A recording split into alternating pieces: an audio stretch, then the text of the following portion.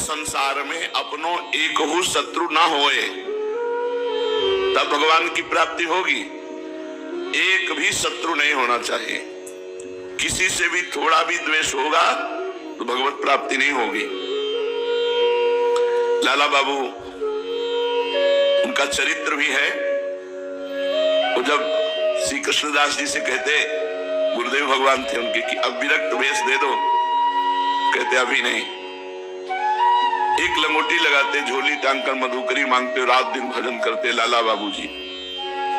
उनके श्याम चंद्रमा जी ठाकुर जी में बहुत महिमा में है। उन्होंने विचार किया कि मेरे में कौन सी कमी है जो गुरुदेव मुझे विरक्त भेष नहीं दे रहे। सर्वस्व धन का त्याग, सब भोगों का त्याग, कौपीनवंता खलु भाग्यवंता, एक लंगोटी लगाए हुए मधुकरी से जीवन यापन, कोई उनको त्रुटि नहीं दिखाई देती। और जब कहते तब कहते अभी नहीं, अभी तुम योग्य नहीं हुए हो विरक्त वेश के। तो उनके दिमाग में आया कि रंगनाथ जी के सेठ से उनकी लाग डांट चलती थी, द्वेष था रंगनाथ जी के सेठ से। तो उन्होंने विचार किया कि शायद सृष्टि में और किसी से हमारा द्वेष नहीं, रंगनाथ जी के सेठ से, शायद यही हमारी विरक्ति में बाधा पड़ रहा हो। तो रोज सुबह रंगनाथ जी में भिखारियों को कुछ पदार्थ बांटे जाते थे। उसी पंक्ति में लाला बाबूजी लग गए जाके। सेवकों ने देखा रंगनाथ जी के सेठ वृंदावन में थे, उनसे प्रार्थना की कि लाला बाबू लाइन पे लगे हुए हैं जहां भिखारियों की। अरे उनका, वो भिखारियों की लाइन में क्यों लगे हुए हैं, वो तो बड़े महापुरुष हैं।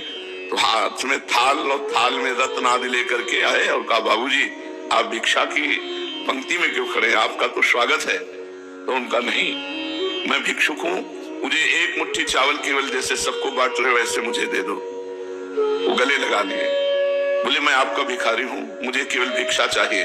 तो रंगनाथ जी के सेठ ने गले लगा लिया, राग द्वेष खत्म हो गया। वहां से लौट रहे थे तो रास्ते में मिले गुरुजी और उनका, लाला बाबू आज तुम्हें विरक्त भेष दे देंगे। एक भी व्यक्ति से यदि द्वेष है तो भगवत प्राप्ति के मार्ग में बाधा है। इसलिए पंडित गया प्रसाद जी महाराज कह रहे हैं, बाबा गिरिराज वाले, इतने बड़े संसार में अपनो एक हु शत्रु न बन पावे। सेवक जी महाराज लिखते हैं, हरिवंश नाम लीन जे अजात शत्रु ते सदा, प्रपंच दंभ आदि दय तहां कछु न पेखे।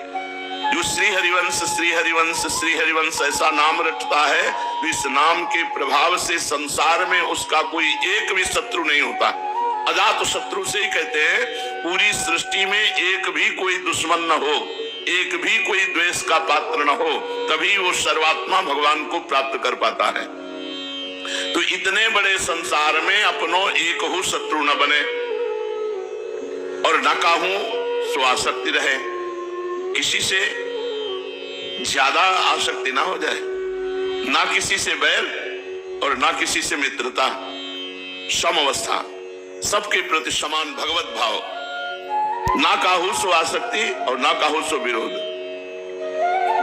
कबीरा खड़ा बाजार में सबसे पूछे खैर, ना काहू सो दोस्ती और ना काहू सो बैर। किसी से ना दोस्ती ना किसी से बैर। एक ही ईश्वर की संतान होए वे सो, सभी अपने बंधु ही हैं, क्योंकि मित्रस्य दृष्टया समीक्षा महे। वेद भगवान आज्ञा करते हैं कि सबके प्रति मैत्री भाव रखो, पर कहीं आसक्ति न होने पावे। भगवान ने भी कहा, अद्वेष्टा सर्वभूतानां मैत्रः करुणैव च, लेकिन निर्ममो, मित्रता हो पर ममता न हो, मित्रता हो पर आसक्ति न हो। ये बड़ी कला है, अध्यात्म ही इसमें पुष्टता देता है कि हमारी आपसे मित्रता है पर ममता नहीं, आसक्ति नहीं है। मित्रस्य दृष्टया समीक्षा में है। सेवक जी महाराज सेवक वाणी में वर्णन करते हैं, सब जीवन सो प्रीति पर रीति निबाहत आपनी। हरिवंश धर्म की रीति क्या है? सुख देवे को चावचित सब सो हित निष्काम। निष्काम सब जीवन सो प्रीति पर रीति निभाता अपनी। अपनी रीति क्या है? सब सो हित निष्काम मति, किसी से कुछ नहीं चाह, स्वार्थ वसात किसी से प्रेम नहीं, सबसे निष्काम प्रेम। ये प्रेमी धर्मी की एक वृत्ति होती है, उसमें स्वार्थ भाव रहता ही नहीं है। वो सबसे प्यार का बर्ताव करता है, किसी से भी आसक्ति नहीं, किसी से ममता नहीं, किसी से कोई चाह नहीं। श्री वृंदावन और गिरिराज जी की परिक्रमा की रज सदैव शरीर में लगी ही रहे, रज सदैव शरीर में लगी ही रहे। दूसरों तुम्हारी निंदा भले ही करे, तुम अपनी निंदा सुन ले, पर काहू की निंदा कबहू मत करो। वृंदावन गिरिराज जी की परिक्रमा की रज शरीर में लगी रहे और तुम्हारी कोई निंदा करे तो उसे सह लो, तुम किसी की निंदा मत करो। कोई तुम्हारी हानि कर दे पर तुम पलट के काहू की हानि मत करो। कोई तुम्हारा अपमान कर दे तो तुम सह ले, पर तुम काहू को अपमान कबहू मत करो।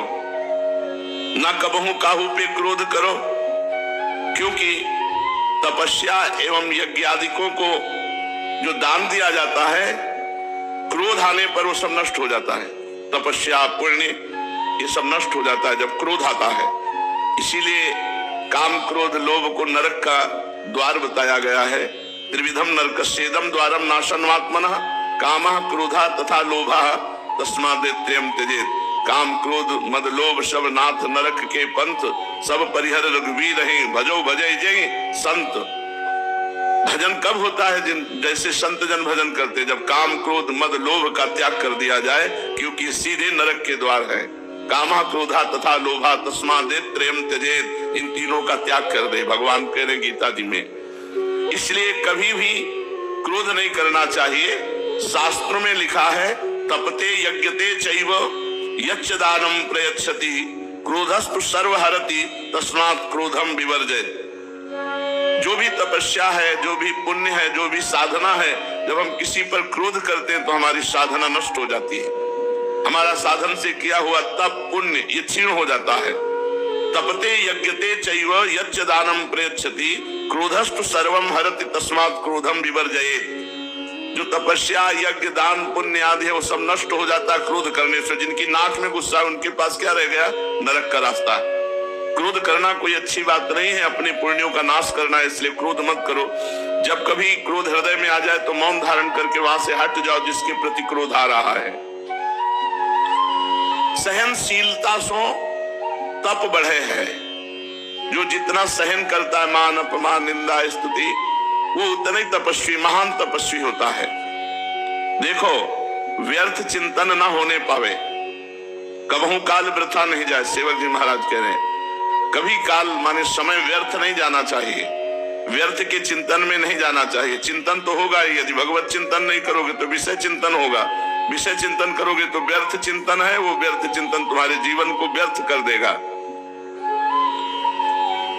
भगवान के संबंध में ही बोलनो, भगवान के संबंध में ही सुननो तथा भगवान के संबंध में ही चिंतन करनो। श्री गीता जी भगवान की वाणी है। स्वयं भगवान कहते मय्येव मन आधत्स्व मयि बुद्धिम निवेशय निवशिष्यसि मय्येव अत ऊर्ध्वं न संशयः। मेरे में मन लगा दो, मेरे में बुद्धि लगा दो, तुम मेरे में ही निवास करोगे, इसमें कोई संशय नहीं। अर्थात आप भगवान में वास करेंगे। हम अपने मार्ग में ठीक चल रहे हैं, यह तब समझनो जब अपनो स्वभाव दिन व दिन सरल बनतो जाए, भजन में बनतो जाए, तो जानो तुम्हारा मार्ग ठीक है। स्वभाव सरल मृदु सरस भजन में जीवन, तो आपकी अध्यात्म में उन्नति हो रही है। अति उत्तम स्वभाव बने। एक वाक्य मिलो कि है जितनी बातें दुनिया की सब भूल गए कछु याद नहीं।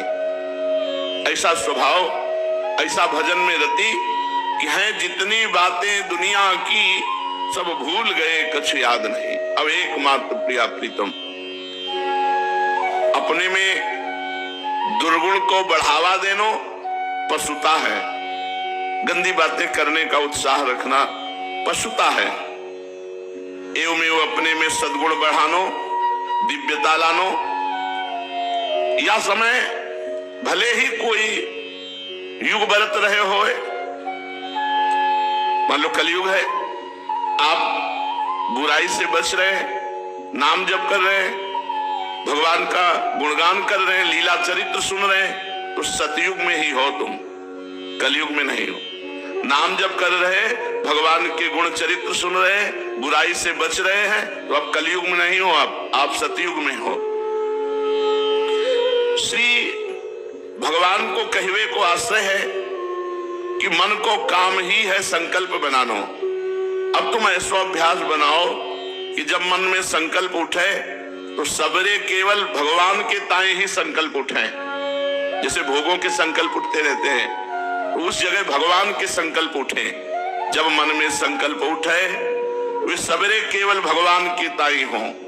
कल्पना करो कि मुझको श्री प्राणनाथ के दर्शन होंगे तो मैं इनके सी चरणन में गिर पड़ूंगा, रोऊंगा, ये मुझको उठावेंगे, पुचकारेंगे,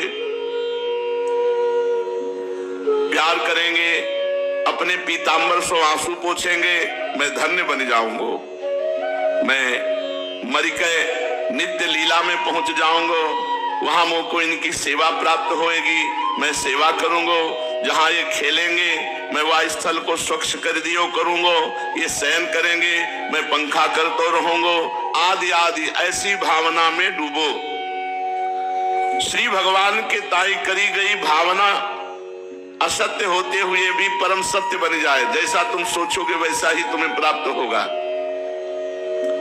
जैसे श्री गंगा जी में कैसो हो पानी परे, सबे वो पानी गंगा जल बन जाए, ऐसे ही कैसी भी भावना भगवान से की जाए वो सब परम पवित्र हो जाती है। एवं एवं कल्पना हो सत्य बन जाए है जो भगवान से जोड़ दी जाए। मन के समस्त संकल्प श्री प्रीतम के ताई ही बनने लगे, तब यह तो निश्चय है ही गयो कि ये मन अब श्री भगवान को बन गयो। तब भगवत वस्तु श्री भगवान के ही काम में आवे, या नियम उपासना में है ही। जैसे मंदिर में जो धातु के पात्र श्री ठाकुर जी की सेवा में रहे हैं, उनको अपने काम में नहीं ले सके, तब जबकि यह मन इनकी वस्तु बन गयो, तब अपने ताई मनो का कोई संकल्प नहीं, क्योंकि ठाकुर जी की वस्तु है। अपनों तो जो कछु होएगो वो शरीर के प्रारब्ध के अनुसार होतो ही रहेगो, या की ओर ध्यान ही नहीं देनो। निरंतर श्री प्राणनाथ के चिंतन को ही अभ्यास बनावे, ना अपने ताई संकल्प ही बनावे और ना संसार की ओर ध्यान ही दे। विधि प्रपंच अस अचल अनादि। इस संसार प्रवाह में उथल पुथल होती ही रहे हैं। हाँ, हमें तो ये देखना है कि संसार के उथल पुथल में अपने प्राणनाथ को भूल तो नहीं रहे हैं, अपने जीवन धन को कहीं भूल तो नहीं रहे संसार की घटनाओं में। अपने सबरे संकल्प इनके ताई, शरीर की सबरी चेष्टाएं इनके ताई, खान पान शयन तथा समस्त व्यवहार केवल अपने प्राणनाथ के ताई ही होए। जैसे पतिव्रता को जीवन केवल अपने पति के ताई ही रहा है, अपने समस्त क्रियाकलापन को हूं केवल अपने श्री प्राणनाथ के ताई ही होए। यहां तक कि जीनो ही इनके ताई और मरनो ही इनके ताई। अब बची बुद्धि, बुद्धि को श्री कृष्ण में लगाए देनो। कैसे?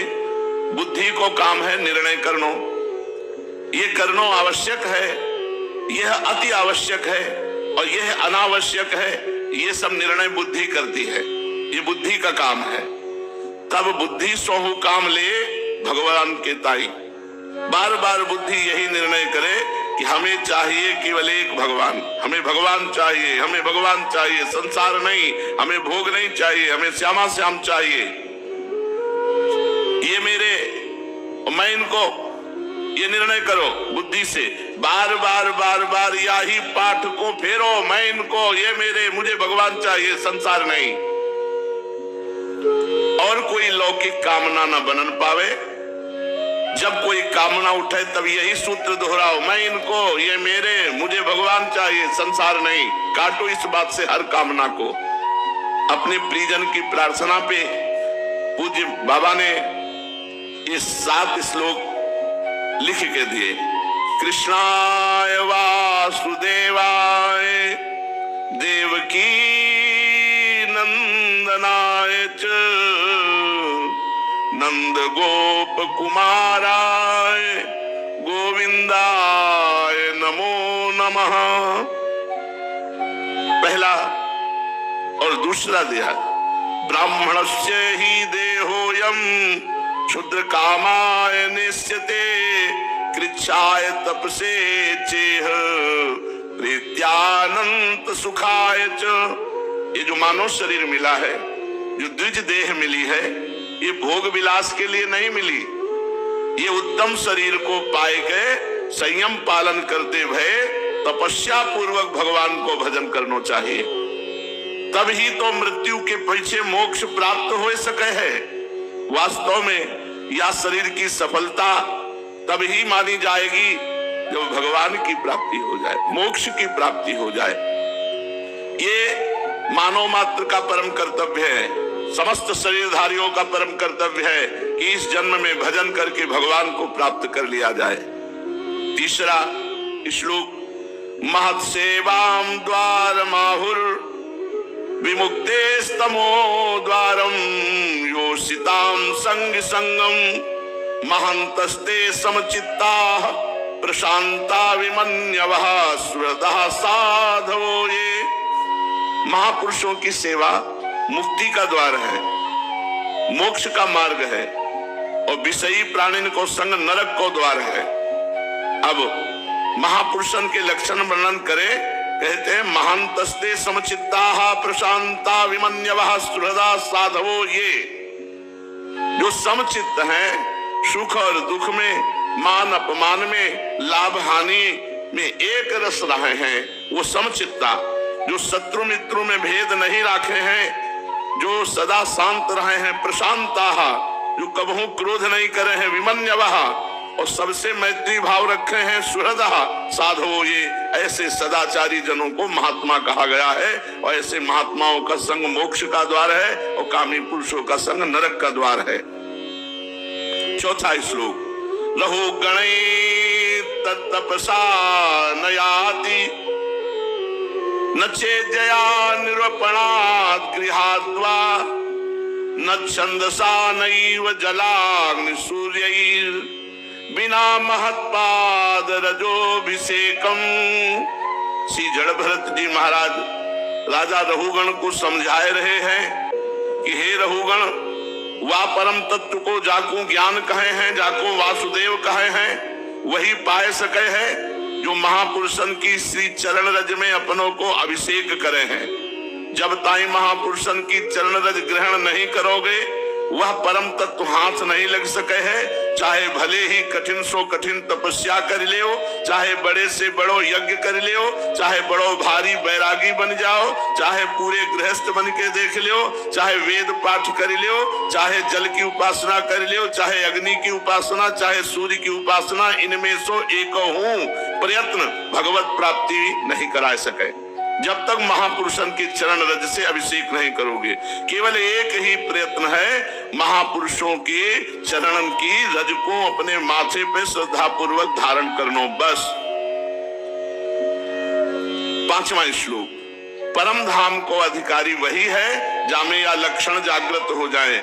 शांता समदृशः शुद्धा सर्वभूतानुरंजना यांत्यंजसाच्युत पद मच्युत प्रिय बांधवा।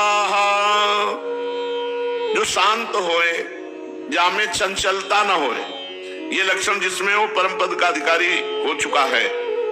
जो शांत, शांताः समदृशः शुद्धाः सर्वभूतानुरंजनाः, जो शांत होए, जामे चंचलता न होए, जो समदर्शी होए, सबको एक भगवत दृष्टि से देखे। सिया राम में सब जग जानी, करो प्रणाम जोरी जुग पानी।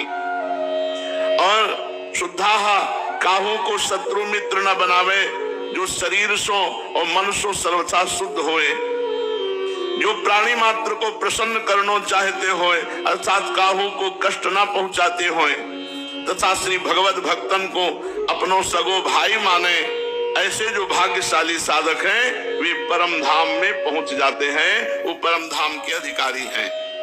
छठवां, तितिक्षया करुणया मैत्र्या चाखिल जंतुषु समत्वेन च सर्वात्मा भगवान संप्रसीदति।